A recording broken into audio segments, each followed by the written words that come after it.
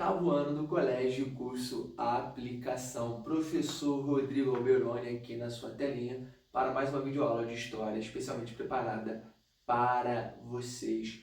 Hoje nós vamos falar sobre a Revolução dos Escravizados em São Domingos. São Domingos se chamava Ilha de Hispaniola quando os espanhóis chegaram aqui à América em 1492. Um dos primeiros pontos de parada de Cristóvão Colombo foi a Ilha de Hispaniola. Essa ilha hoje é dividida em duas, uma parte é o Haiti, a outra parte é a República Dominicana. Quando eu falo da Revolução dos Escravizados em São Domingos, eu estou falando sobre a independência do Haiti. Às vezes, em questões de concurso, por exemplo, ao invés de aparecer a Revolução dos Escravizados de São Domingos, aparece a fala independência do Haiti. Então, galera, é a mesma coisa. Revolução dos Escravizados em São Domingos ou independência do Haiti, estamos tratando do mesmo assunto.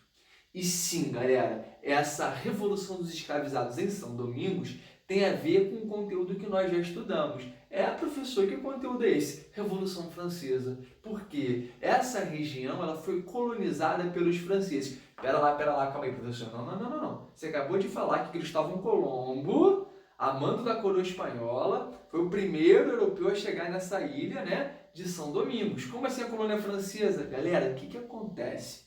A Espanha, no primeiro momento, ela não vai se interessar muito em colonizar essas ilhas. Porque o continente era mais interessante. O continente americano, eles haviam encontrado fontes de ouro e de prata. Então essas ilhas ficaram meio de lado. E a França, que não é boba nem nada, estava doidinha para ter sua própria colônia, ela vai invadir esse território ali da ilha de Hispaniola, que vai passar a se chamar São Domingos. É óbvio que a Espanha reage, ocorre uma pequena guerra e os franceses acabam sendo vitoriosos, eles ficam com o controle dessa ilha.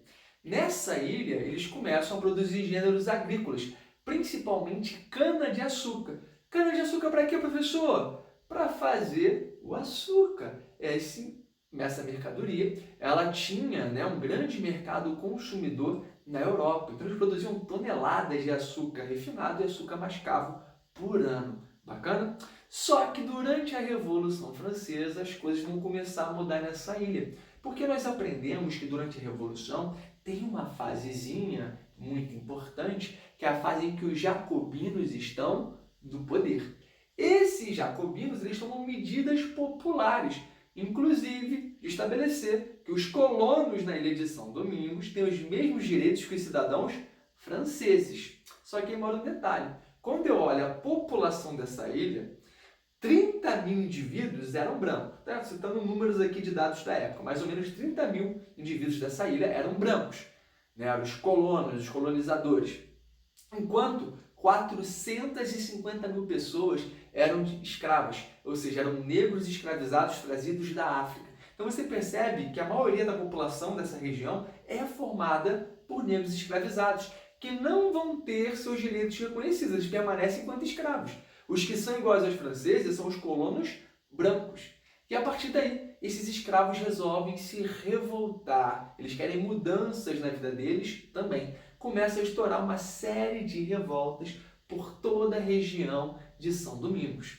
Maravilha? E aí que os jacobinos, se sentindo pressionados por essas revoltas, resolvem estender essa ideia dos direitos de liberdade, igualdade, do iluminismo da Revolução Francesa aos escravos também, acabando com a escravidão na ilha. Os jacobinos estabelecem a abolição da escravatura na região de São Domingos. Só que quando os jacobinos eles perdem o poder político na Revolução, lembra que eles tomam um golpe, o golpe 9 do Termidor? Os girondinos, a alta burguesia, assumem o poder. E o que eles fazem? Revogam essa medida. A escravidão vai voltar em São Domingos. E, obviamente, isso gera um caos. Na ilha, inicia-se lutas para garantir a liberdade. Dentre um desses líderes, ex-escravizado, um ex-escravo de São Domingos, está o François Dominique Louverture. O François Dominique Louverture, ele vai liderar um grupo formando um exército de negros que vão começar a atacar a elite branca local lutando pela ideia de liberdade e igualdade. Nisso, quem chegou ao poder na França? Napoleão Bonaparte.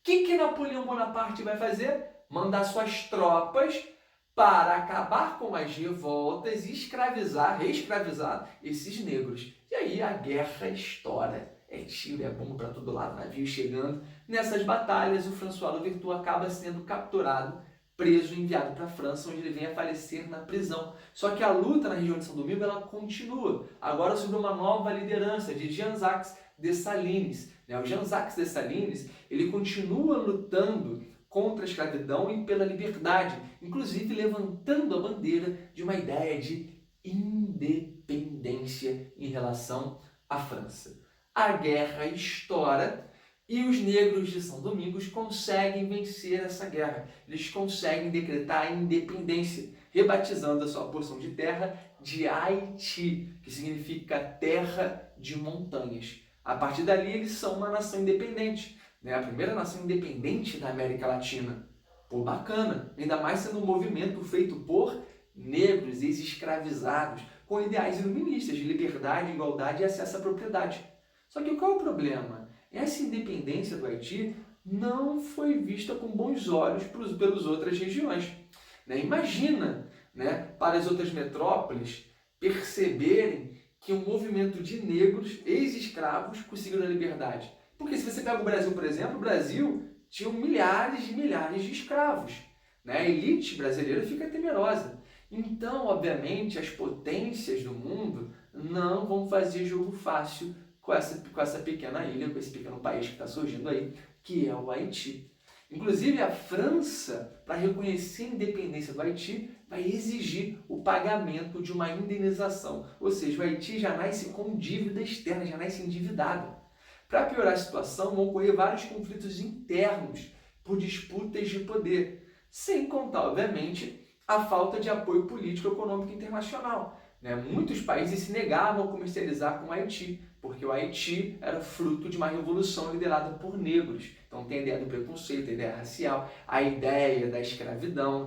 Eu não posso me aproximar do Haiti porque ele é o maior exemplo dos países que utilizam a mão de obra escrava, e se meus escravos resolveram se revoltar, como fizeram no Haiti. Então o Haiti vai ficar isolado, marcado por conflitos, por dívidas, e isso leva o Haiti a ser um país extremamente pobre, com disputas políticas até hoje, sofrendo intervenções de outros países, como os Estados Unidos. O Brasil já interviu também em missão de paz da ONU no Haiti, nos anos 2000.